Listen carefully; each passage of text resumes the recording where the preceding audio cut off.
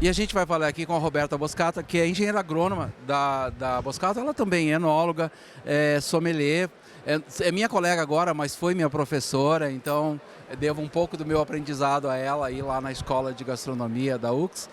E eu queria falar contigo sobre produção vinícola. Como é que está se comportando os vinhedos da Boscato, que tu conhece bem, né? Mas me dá uma análise de como é que está aí em relação ao clima, como é que estão se comportando as variedades novas, tudo.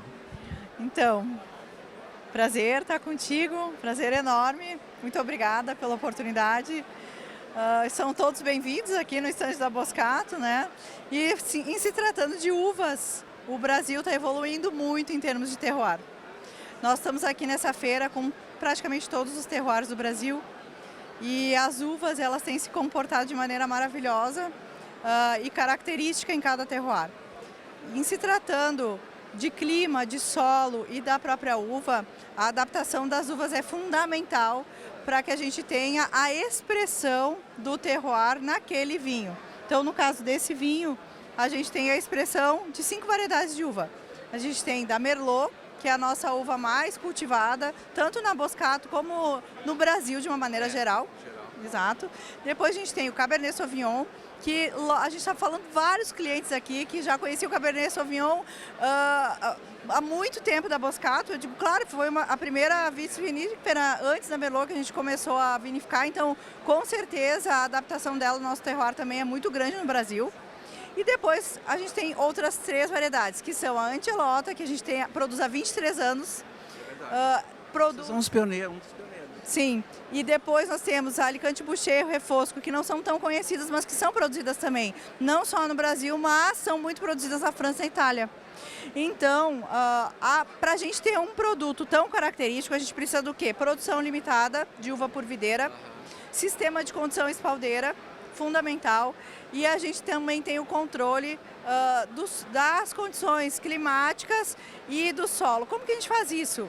A gente tem a estação meteorológica e por isso, não só pela estação meteorológica, mas pelas as análises que a gente tem do solo, a gente verificou que as uvas da safra 2005 eram de qualidade superior às demais que a gente tinha vinificado anteriormente.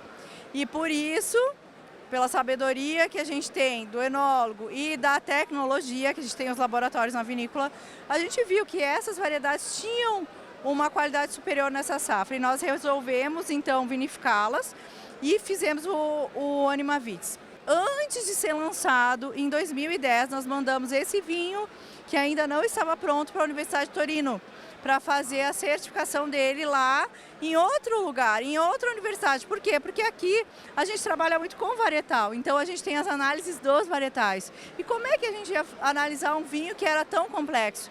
Então a gente mandou para a Universidade de Torino e de lá ele saiu com a ficha técnica, e essa ficha técnica eles resolveram fazer uma degustação, e essa degustação lá dos professores da Universidade de Torino ganhou 92 pontos. Quando a gente tem o esforço do homem, das uvas que tiveram uma grande qualidade no manejo, e o clima favorece, e a gente tem uma boa adaptação delas naquele lugar, a gente tem esse resultado do trabalho, que é magnífico, pessoal. Por isso que eu convido vocês a tomarem vinho do Brasil, a conhecerem os terroirs e provarem isso, numa garrafa só.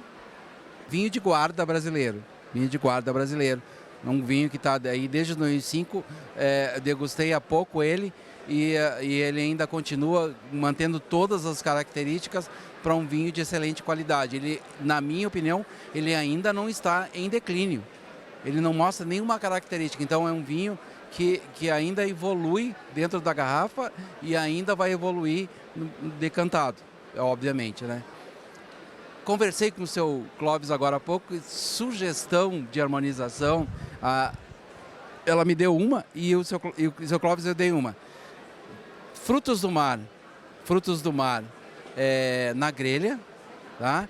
E é claro, a Roberta falou uma coisa que não pode faltar com esse vinho, um bacalhau feito com extremo bom gosto, talvez um Gomes de Sal, alguma coisa assim, que possa harmonizar. Mas esse é um vinho daqueles para tomar, às vezes, em silêncio, no final de uma tarde.